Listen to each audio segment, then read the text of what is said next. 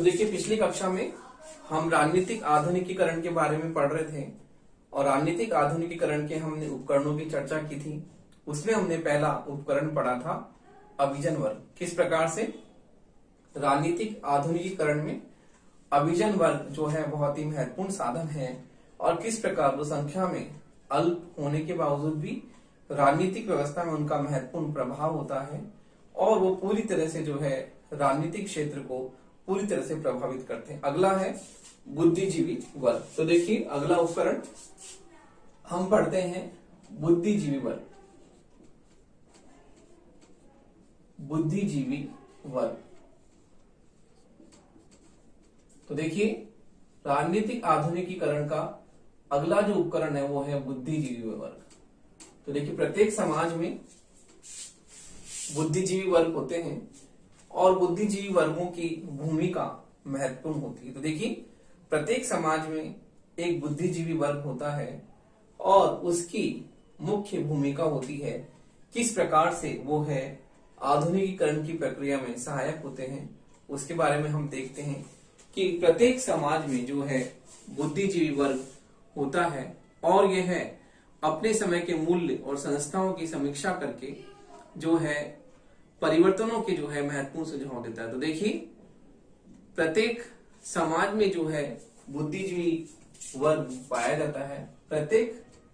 समाज में बुद्धिजीवी वर्ग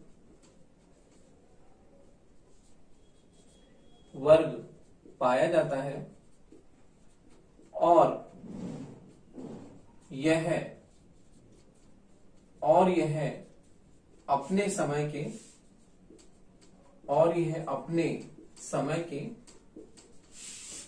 बुद्धिजीवी वर्ग पाया जाता है और यह अपने समय के मूल्यों एवं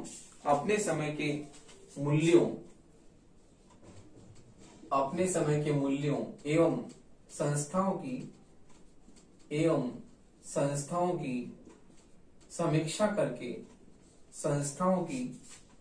समीक्षा करके उनमें महत्वपूर्ण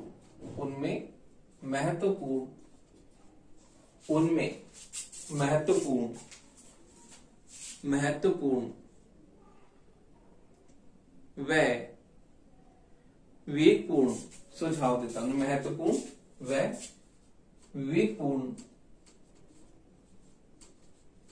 सुझाव देता है।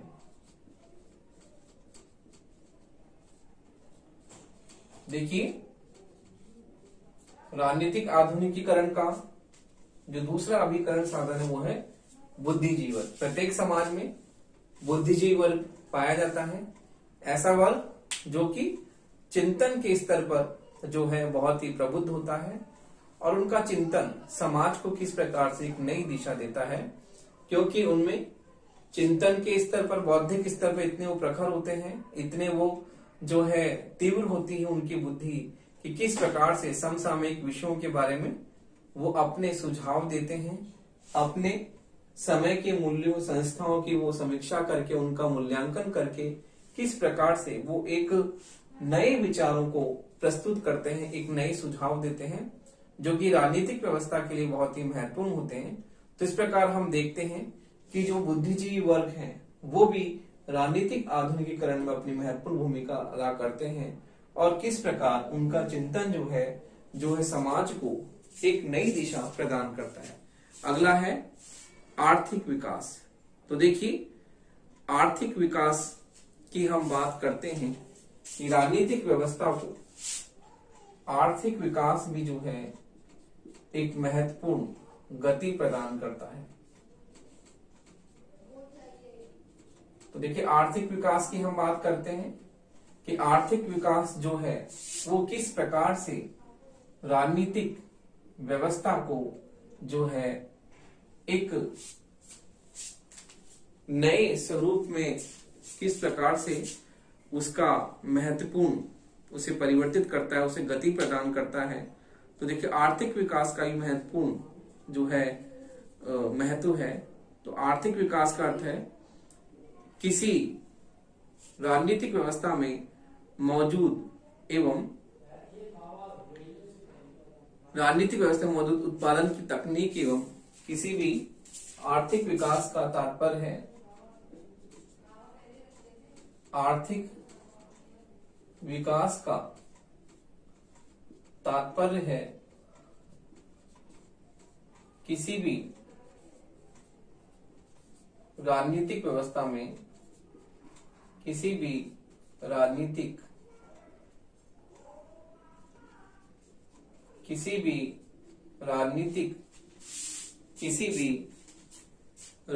व्यवस्था में मौजूद उत्पादन की तकनीक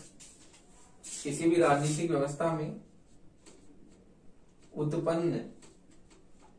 उत्पादन की क्षमता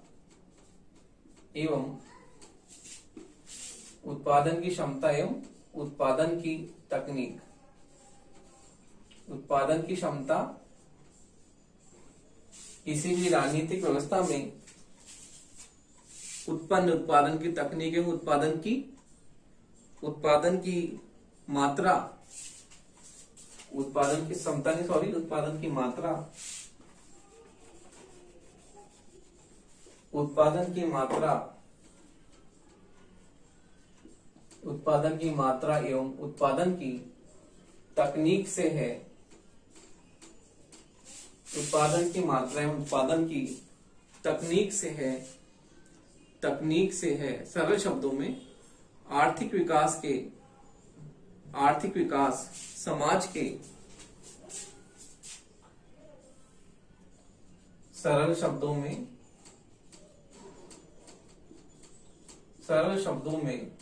आर्थिक विकास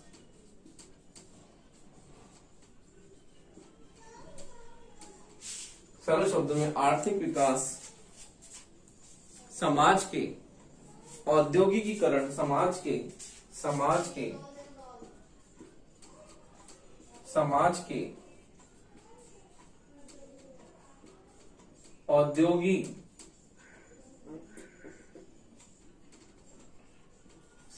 के औद्योगिकरण की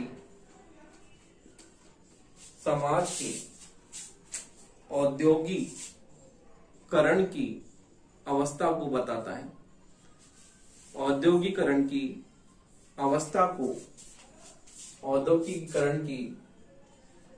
अवस्था को बताता है।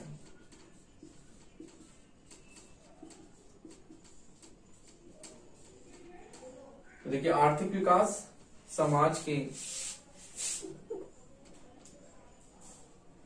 औद्योगिकरण की अवस्था को बताता है। इस प्रकार से इसमें हम देखते हैं कि प्रति व्यक्ति आय, प्रति व्यक्ति कैलोरी की मात्रा तथा सामान्य व्यक्ति का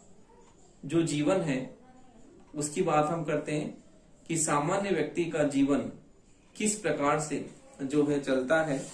तो उसकी बात इसमें की जाती है कि सामान्य व्यक्ति का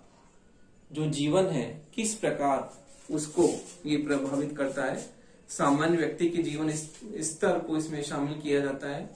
तो हम देखते हैं कि आधुनिकीकरण में प्रति व्यक्ति आय, प्रति व्यक्ति कैलोरी जो है राज्य द्वारा जो दी जाती है उसकी बात हम करते हैं कि इसमें किस प्रकार से आर्थिक व्यवस्था उत्पादन की मात्रा में उत्पादन की तकनीक से इसका मतलब है। लेकिन आर्थिक विकास समाज के औद्योगिकरण की अवस्था को बताता है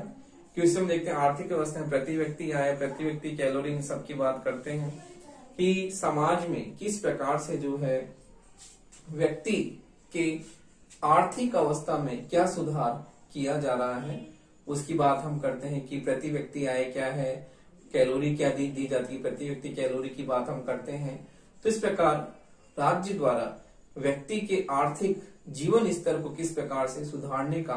प्रयत्न किया जा रहा है उसकी बात हम करते हैं। आर्थिक विकास भी जो है वो राजनीतिक व्यवस्था का विभिन्न एक महत्वपूर्ण जो है एक उपकरण है। अगला हम देखते हैं कि राजनीतिक विचारधारा। तो देखिए राजनीतिक विचारधारा भी इसका महत्वपूर्ण एक उपकरण है।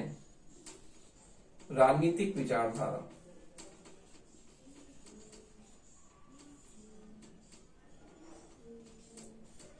तो देखिए आधुनिक युग में विचारधारा का बहुत ही महत्व है और किस प्रकार से जो है विचार जो होते हैं वो व्यक्ति को एक नए जो है स्वरूप में उसे एक परिवर्तन के लिए निरंतर जो है उसे हमेशा तत्पर करते हैं। तो विचारों में इतनी शक्ति होती है कि व्यक्ति को निरंतर जो है परिवर्तित रूप में उसे बदलने के लिए विचार हमेशा तत्पर रहते हैं। तो हम एक विचारधारा की बात करते हैं। विचारधारा की भी बहुत महत्वपूर्ण भूमिका होती है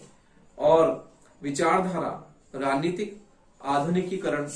में हम विचारधारा की महत्वपूर्ण बात स्वीकार करते हैं और हम ये देखते हैं कि विचारधारा का बहुत ही महत्वपूर्ण भूमिका होती है। और हम देखते हैं कि राजनीतिक दल जो होते हैं वो किसी भी राजनीतिक विचारधारा को जो है राजनीतिक आधुनिकीकरण की प्रक्रिया को तीव्र करने के लिए हमेशा तत्पर रहते हैं। देखिए राजनीतिक दल जो होते हैं, राजनीतिक दल किसी न किसी विचारधारा पर आधारित होते हैं। राजनीतिक दल किसी न किसी विचारधारा पर आधारित होते हैं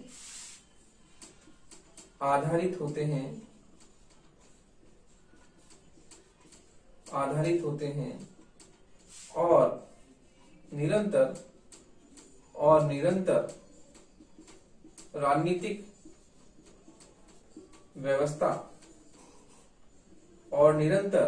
राजनीतिक व्यवस्था के आधुनिकीकरण के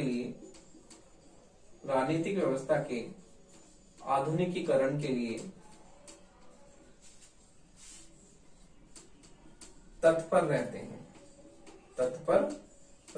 तो देखिए वर्तमान में आधुनिक युग जो है विचारधारा का युग है और इसमें विचारधारा जो होती है बहुत ही महत्वपूर्ण कारक होती है। और वर्तमान में हम देखते हैं कि राजनीतिक व्यवस्था में जो राजनीतिक दल जो होते हैं वो किसी न किसी विचारधारा पर आधारित होते हैं। जैसे कि हम देखें इंडिया में बीजेपी है, कांग्रेस है,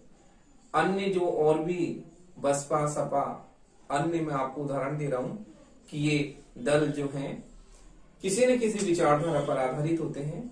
और उसी विचारधारा पर वो अपनी पार्टी को क्या करते हैं, संगठित करते हैं और अपनी पार्टी को उसी विचारधारा पर संगठित करके उनकी एजेंडे में क्या क्या बातें होती हैं वो उनकी विचारधारा पर आधारित होती हैं कि किस प्रकार से उनके उद्देश्य, लक्ष्य क्या हैं, तो स्पष्ट रूप से उनके एजेंडे में समाहित होते हैं। तो इस प्रकार हम देखते हैं कि विचारधारा का आधुनिक समय में बहुत ही महत्वपूर्ण भूमिका है और राजनीतिक दल भी किसी न किसी विचारधारा पर आधारित होते हैं और निरंतर राजनीतिक व्यवस्था के आधुनिकीकरण के लिए तत्पर रहते हैं कि वो किस प्रकार से राजनीतिक आधुनिकीकरण के लिए जो है अपनी विचारधारा में किस प्रकार से जो है वो परिवर्तन कर सके या किस प्रकार से अपने विचारधारा में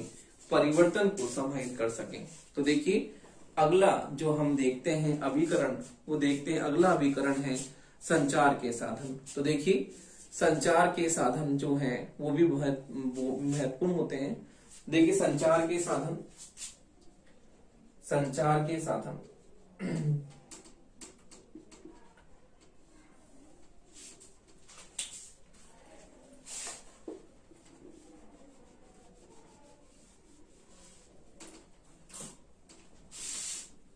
तो देखिए संचार के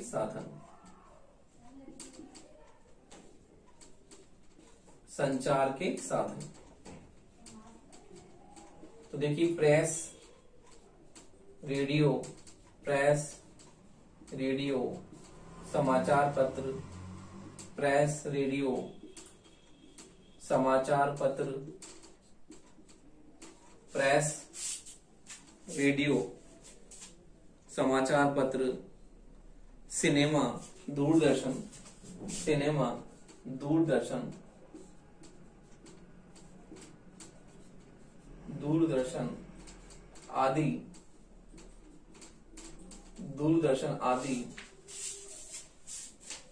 आदि संचार के प्रमुख आदि संचार के प्रमुख आधुनिक साधन है। आदि संचार के प्रमुख आधुनिक साधन है। तो देखिए, संचार के साधन बहुत ही महत्वपूर्ण अभिकरण है राजनीतिक आधुनिकीकरण की, और इन संचार के साधनों द्वारा राजनीतिक आधुनिकीकरण जो है बहुत ही महत्वशाली हो जाता है, क्योंकि जो है ये साधन किसी परंपरागत समाज के आधुनिकीकरण में महत्वपूर्ण भूमिका निभाते हैं और समाज का आधुनिकीकरण राजनीतिक आधुनिकीकरण की प्रक्रिया को जो है बहुत ही सरल बना देता है। तो देखिए, राजनीतिक आधुनिकीकरण की प्रक्रिया को सरल बनाने में इन संचार के साधनों का बहुत ही महत्वपूर्ण योगदान है।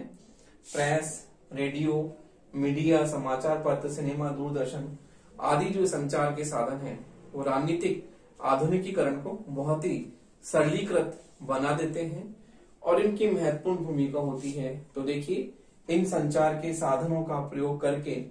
कोई भी राजनीतिक व्यवस्था जो है वो अपने आधुनिक स्वरूप में जो है निरंतर प्रयत्नशील रहती है, और ये संचार के साधन बहुत ही महत्वपूर्ण भूमिका अदा करते हैं। संचार के आधुनिक साधन जो होते हैं समाज के विभिन्न वर्गों में मूल्यात्मक एकता स्थापित करते हैं और संपूर्ण समाज में राष्ट्रीय एकीकरण की भावना को किस प्रकार से वो प्रभावित करते हैं। तो इस प्रकार संचार के साधन राजनीतिक आधुनिकीकरण में अपनी महत्वपूर्ण भूमिका अदा करते हैं, और जो है इन संचार के साधनों द्वारा राजनीतिक आधुनिकीकरण बहुत ही सरल रूप में अभिव्यक्त होता है। अगला जो है इसका पॉइंट हम देखते हैं कि अगला इसका पॉइंट है सामाजिक गतिशीलता। तो देखिए, सामाजिक गतिशीलता जो है हम देखते हैं कि वो क्या है। तो देखिए, अगला उपकरण है सामाजिक गतिशीलता।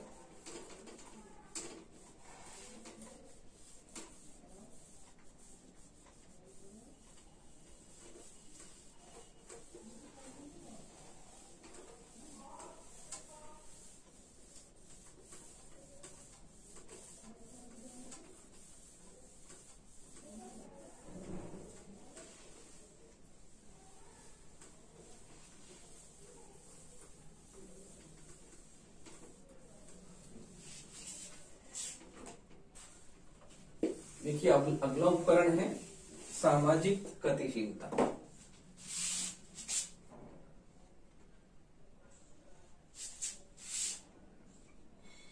सामाजिक गतिशीलता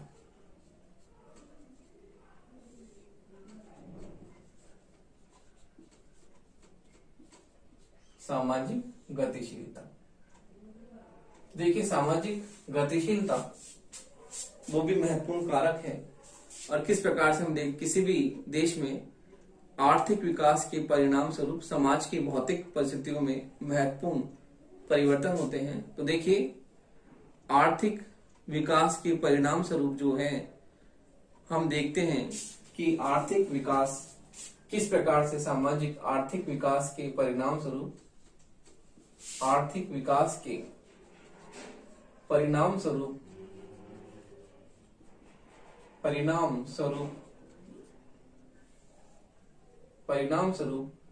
राजनीतिक व्यवस्था में परंपरागत मूल्यों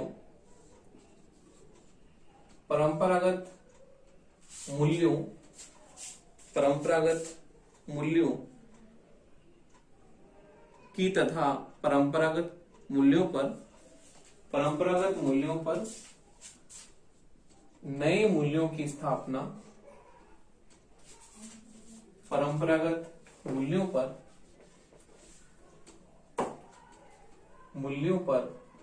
नए मूल्यों की स्थापना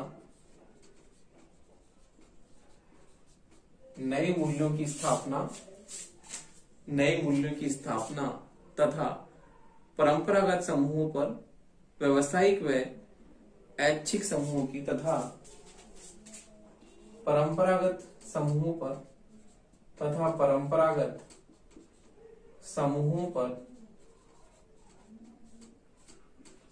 ऐच्छिक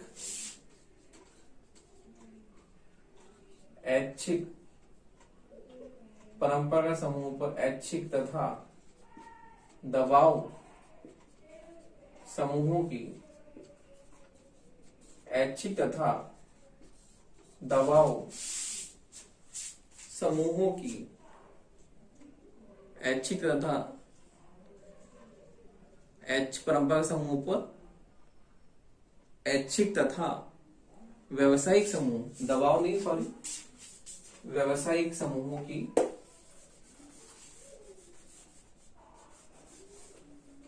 ऐच्छिक तथा व्यवसायिक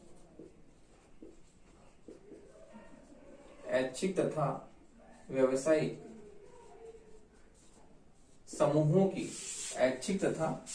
व्यवसायिक समूहों की श्रेष्ठता स्थापित हो जाती है। ऐच्छिक तथा व्यवसायिक समूहों की श्रेष्ठता स्थापित हो जाती है। तो इस प्रकार से हम देखते हैं आर्थिक विकास के परिणाम स्वरूप किस प्रकार जो है समाज में गतिशीलता उत्पन्न होती है और समाज में गतिशीलता जो होती है वो किस प्रकार से महत्वपूर्ण कारकों को जन्म देती है। हम देखते हैं कि किस प्रकार जो है समाज में ग्रामीण जीवन पर शहरी जीवन और शहरी जीवन के साथ साथ ही हम देखते हैं कि परंपरागत समूहों पर ऐच्छिक नए समूहों की जो है किस प्रकार से श्रेष्ठता स्थापित होती है। तो इस प्रकार हम देखते हैं कि इसमें आर्थिक विकास जो है वो भी महत्वपूर्ण रूप से जो है सामाजिक गतिशीलता को प्रभावित करता है। अगला है सरकार की शक्तियां। तो देखिए हम विकासशील देशों में सरकार की शक्तियों की बात करते हैं कि सरकार की जो शक्तियां होती हैं वो भी जो होती हैं किस प्रकार से राजनीतिक आधुनिकीकरण को प्रभावित करती हैं। तो देखिए सरकार की शक्तियों की हम बात करते हैं कि विकासशील देशों में राजनीतिक आधुनिकीकरण के लिए, तो देखिए विकासशील देशों में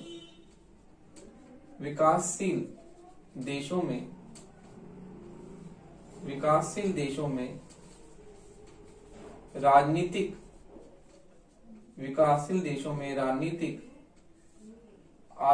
आधुनिकीकरण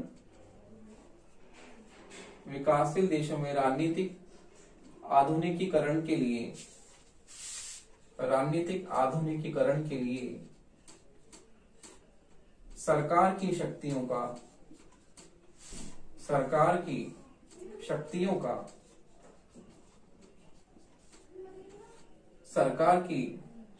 का प्रयोग किया जाता है। सरकार की शक्तियों का प्रयोग किया जाता है। तो देखिए हम देखते हैं कि जो सरकार की शक्तियां जो होती हैं वो भी विकासशील देशों में राजनीतिक आधुनिकीकरण का महत्वपूर्ण अभिकरण है और वो किस प्रकार से राजनीतिक व्यवस्था को जो है आधुनिकीकृत स्वरूप में जो है उसके परिवर्तन के लिए प्रयत्नशील रहती हैं। तो देखिए हम देखते हैं कि किस प्रकार से जो है इन देशों में विकासशील देशों में जैसे हम देखते हैं कि तानाशाही सरकार की बाध्यता शक्ति के द्वारा अपने समाज का औद्योगिकीकरण की चेष्टा की जाती है। इन देशों में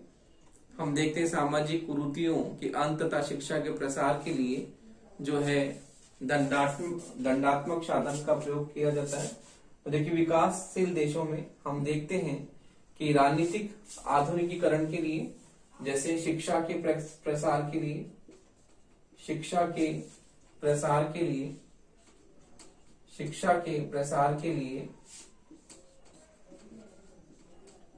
तथा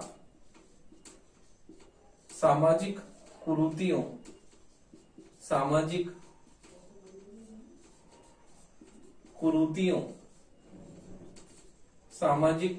को रोकने के लिए, सामाजिक कुरीतियों को रोकने के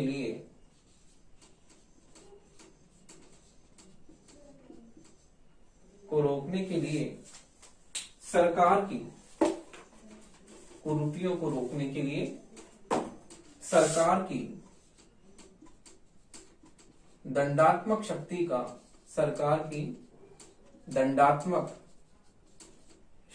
का प्रयोग किया जाता है। सरकार की दंडात्मक शक्ति का प्रयोग किया जाता है।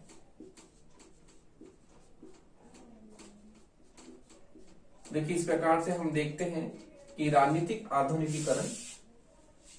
विकासशील देशों में राजनीतिक आधुनिकीकरण के लिए सरकार की शक्तियों का प्रयोग किया जाता है। जैसे हम देखते हैं कि कई विकासशील देश ऐसे हैं जहां पर शिक्षा का प्रसार नहीं होता और समाज जो है शिक्षा के प्रसार के कारण पिछड़ जाता है, और सामाजिक कुरीतियां जो होती हैं वो सामाजिक कुरीतियों का समाज जो है अंधविश्वासों का जड़ता के साथ पालन करता है, और जड़ता के साथ पालन करने के कारण समाज में हम देखते हैं परिवर्तन नहीं होता, और समाज में जो है किस प्रकार से जो है समाज पिछड़ेपन में जो है निरंतर जो उसी में वो समाज बना रहता है और निरंतर पिछड़ता रहता है। तो इस प्रकार से समाज जो है कुरीतियों को, सामाजिक कुरीतियों को रोकने के लिए, अंधविश्वासों को रोकने के लिए और शिक्षा के प्रसार के लिए सरकार जो होती है वो कदम उठाती है। और विकासशील देशों में हम देखते हैं कि सरकार जो है अपनी दंड की शक्ति का प्रयोग करती है और कानून बनाती है। जैसे कि भारत में भी जो है बाल विवाह पर अधिनियम बनाया गया, और किस प्रकार से दहेज प्रथा के बारे में हम अधिनियम जो है बनाए गए सरकार के द्वारा। तो इस प्रकार हम देखते हैं कि जो सामाजिक कुरीतियां हैं और किस प्रकार से अंधविश्वास है, शिक्षा का प्रसार जो है करना होता है, तो उसके लिए सरकार दंड की शक्ति का प्रयोग करती है कि समाज को आधुनिकीकरण की दिशा में ले जाने के लिए समाज जो है आधुनिक बन सके, और समाज में जो पुराने विचार, पुराने मूल्य, पुराने जो आदर्श है उनके स्थान पर जो है आधुनिक स्वरूप में जो है समाज में नए मूल्यों की स्थापना हो, नए आदर्शों की स्थापना हो और समाज आधुनिक बन सके। तो इस प्रकार समाज को आधुनिक बनाने के लिए विकासशील देशों में जो है दंड की शक्ति का प्रयोग किया जाता है, और सरकार कानूनों के द्वारा जो होती है नए नए अधिनियम बनाती है, और उसमें समाज को जो है निरंतर जो है विकास की दिशा में जो सरकार अग्रसरित करती है। तो इस प्रकार हम देखते हैं कि सरकार की शक्तियां भी जो होती हैं वो राजनीतिक आधुनिकीकरण का प्रमुख जो है कारण जो है बनती है। तो इस प्रकार हम देखते हैं कि राजनीतिक आधुनिकीकरण की प्रक्रिया में हम देखते हैं किस प्रकार से जो है सरकार की शक्तियों के द्वारा विकासशील देशों में जो है आधुनिकीकरण की चेष्टा की जाती है, और जो है सरकार किस प्रकार से जो है अपनी दंडात्मक शक्ति का प्रयोग करके समाज को एक नई दिशा में लेकर जाती है। तो देखिए, इस प्रकार हमने देखा कि विकासशील देश जो है किस प्रकार जो है लोकतांत्रिक शासन मूल्यों को स्वीकार करें। तो देखिए, वहां पर राजनीतिक आधुनिकीकरण की प्रक्रिया में सरकार की भूमिका बहुत ही महत्वपूर्ण होती है। तो सरकार जो होती है लोकतांत्रिक विचारधारा पर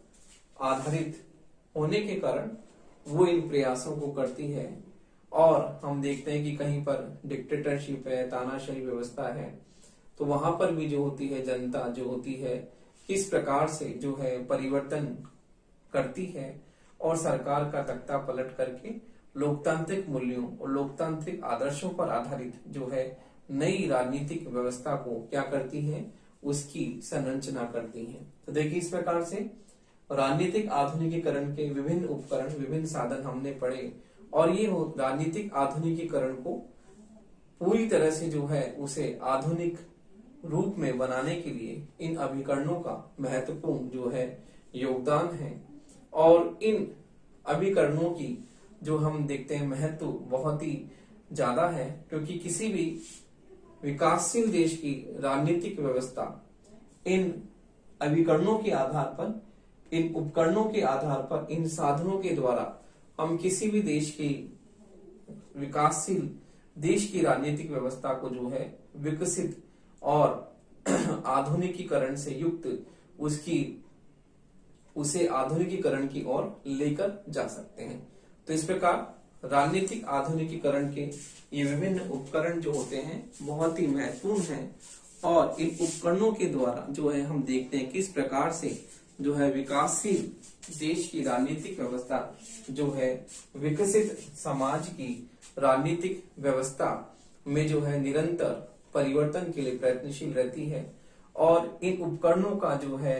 वो राजनीतिक आधुनिकीकरण की प्रक्रिया में महत्वपूर्ण योगदान है, और इन उपकरणों के द्वारा जो है विकासशील देश की राजनीतिक व्यवस्थाएं जो है विकसित एवं आधुनिकीकरण से युक्त विशेषताओं को जो है प्राप्त करने के लिए निरंतर प्रयत्नशील रहती हैं।